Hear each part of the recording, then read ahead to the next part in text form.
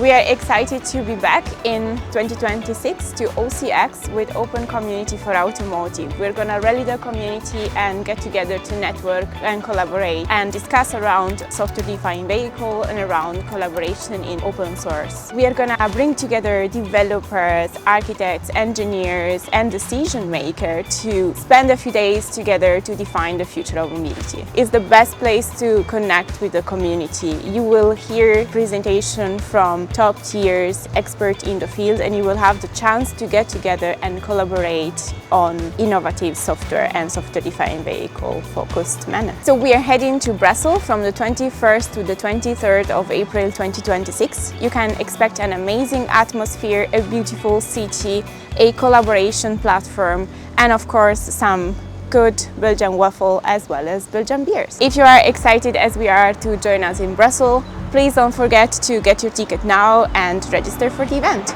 Looking forward to seeing you there.